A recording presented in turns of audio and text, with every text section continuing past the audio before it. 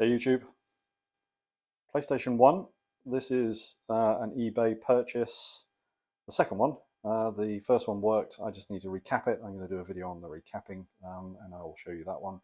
That previous video spoke about trying to put an XPC into it, but the serial number I didn't check, and when I looked at it, it had the wrong serial number. So if you look at this one, you'll see that we are SCPH 5552, and according to Xstation that has the right motherboard inside it to actually get to. So let's just take this cover off. I've already unscrewed it. So if we just flip it over, pop up the drive, you'll see there is the PS1. And I have actually tried to replace this drive with one from AliExpress. I spent £10 on it. It didn't work. I could get it to play a audio CD, but I couldn't actually get it to play the game, even adjusting it. So I think this is actually shot. So all we need to do is remove this cable off here. It just slides off. And this is the power lead for it. Pop it away, and that's the end of that one. Other leads we need to take off. We need to take out the power supply. I think the power supply is good, and we also need to just take the connection off for the front ports. So everything should be removed now. All I need to do is take that screw out and that screw out and this one with the big arrows, and that should then lift the cover off and it will reveal the actual main board. So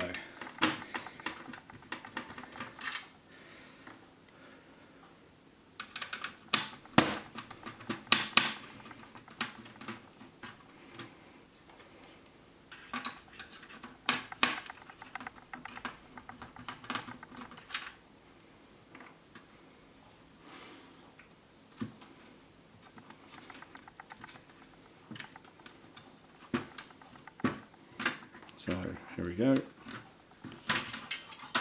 There we go. So there's the main board underneath. It's got its heat shield still over the top of it, so you can reveal that. And we need to work on this area here and also take the board out. So let me just remove these screws which are holding it down.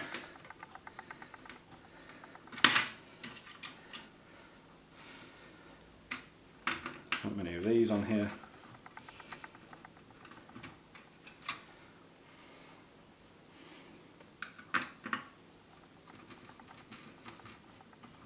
Again, the little arrows kind of give you the clue.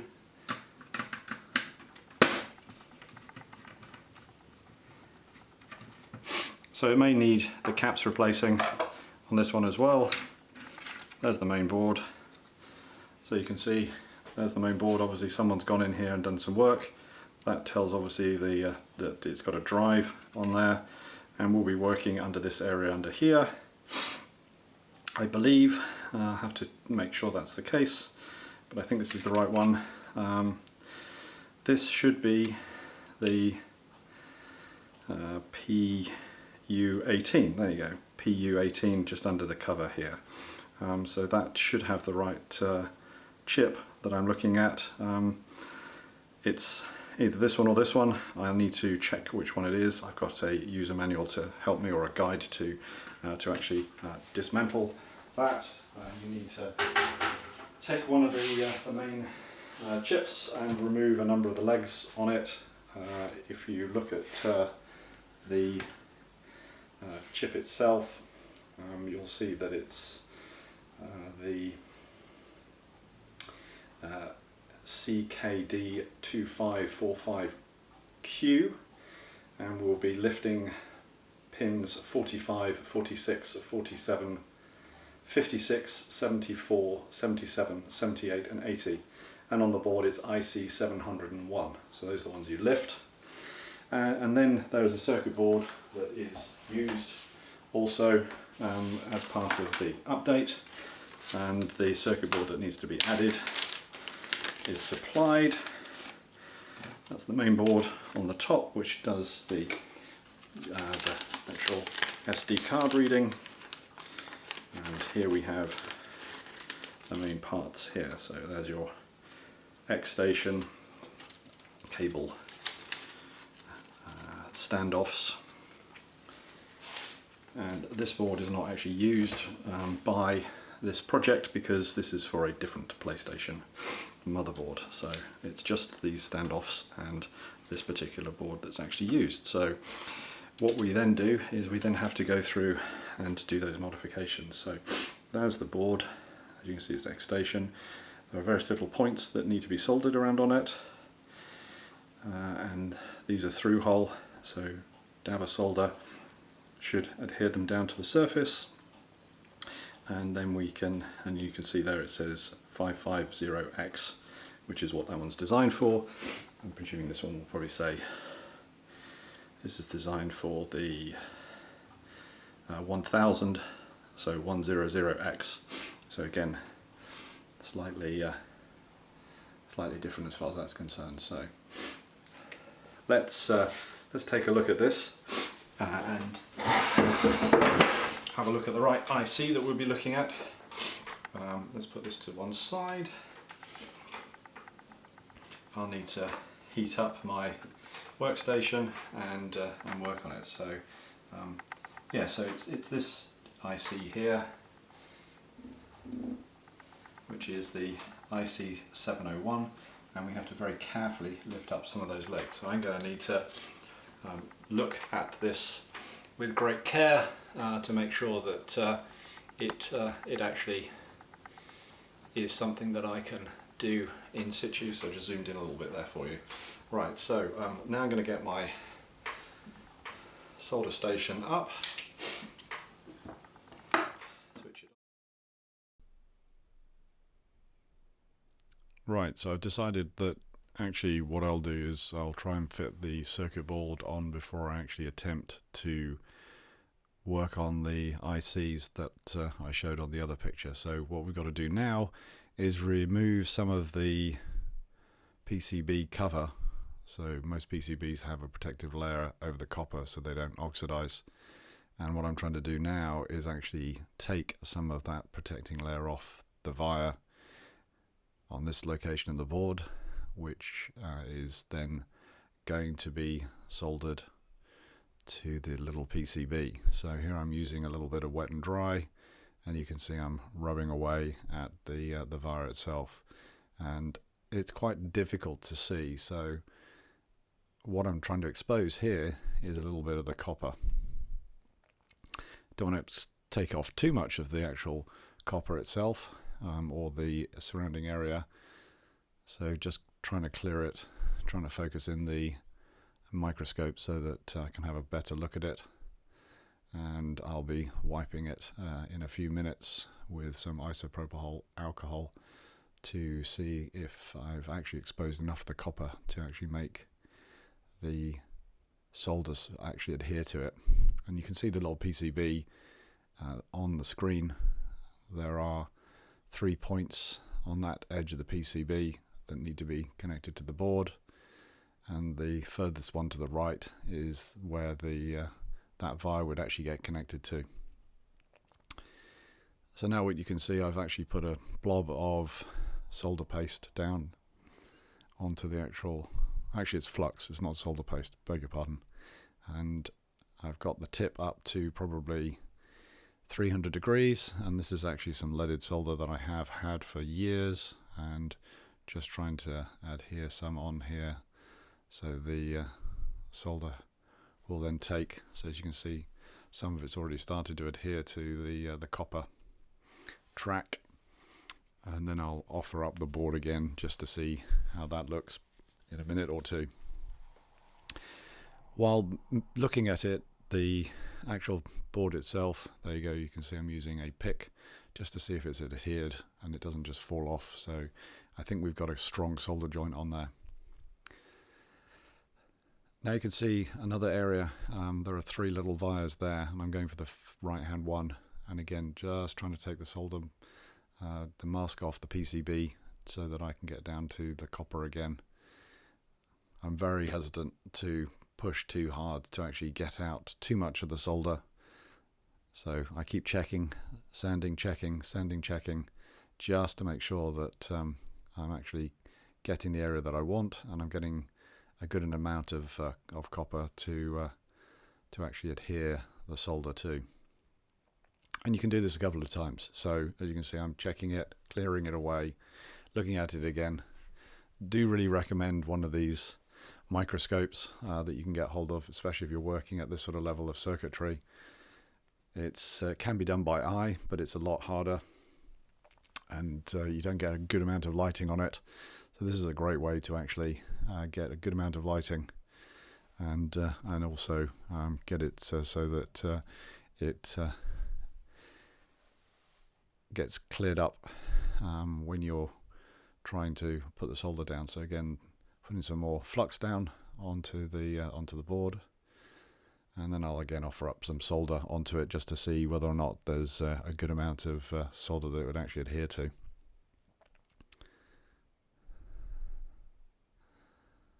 This time it doesn't actually take any at the moment, but it will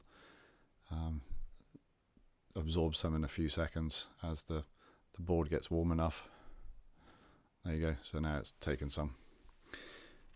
To the top of the screen there is the other solder point, so not the circular one but the square area. That's another solder joint which would actually be used in the process.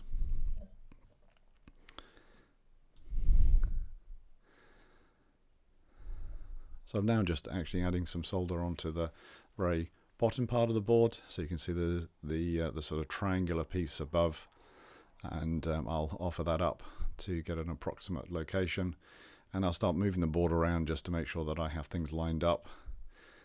It isn't tricky, but you do need to line up on several different places. So as you can see here, there are some holes, as you can see at in the screen. Those are the points that I've just soldered into, and that top one does seem to be a little bit out of kilter. So if you look at where the knob of solder has actually, or blob of solder has actually formed, the bottom of that image, it doesn't seem to actually line up particularly well. So that's certainly an area to watch out for when you're working on laying it out. But the rest of the board seems to line up quite nicely, especially the holes through the circuit board. So I'm now just tacking it on gently in one point, so that I can then move it into an approximate position.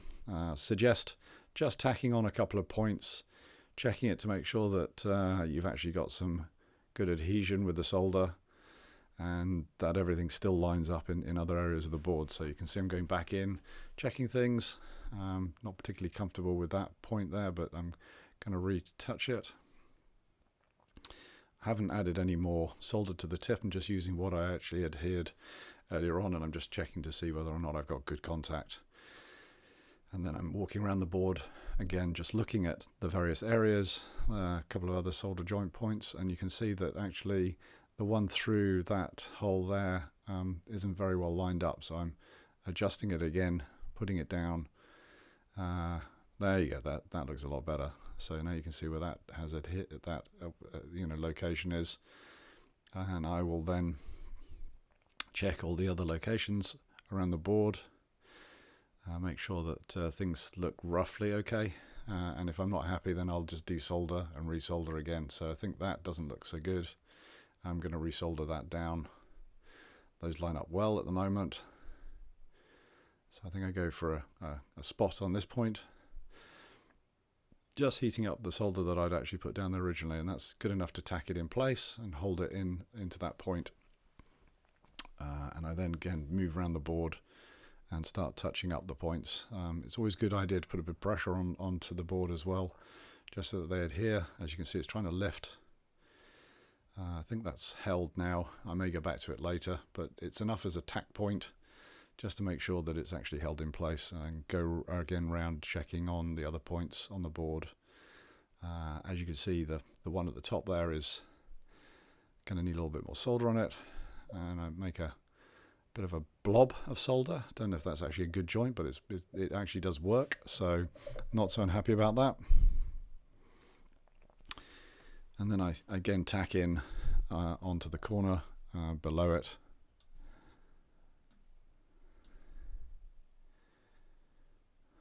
and I keep rechecking and checking all the time just to make sure things look okay. So you can get the general gist of what's happening now.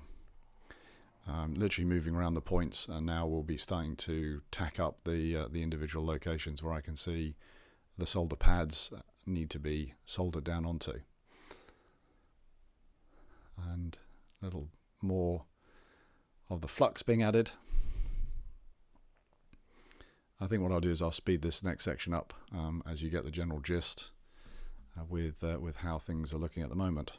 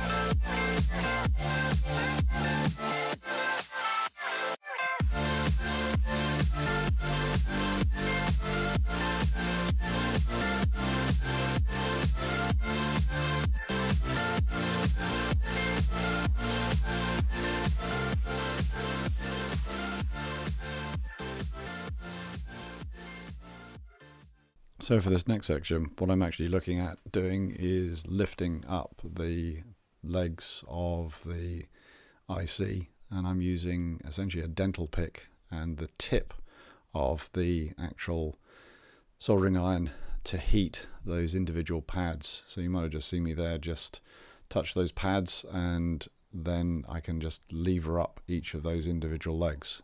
And now what I'm just doing is cleaning off with the isopropyl alcohol again, just to make sure that all the legs are, and I'm going to leave them this way because that seems to be fine.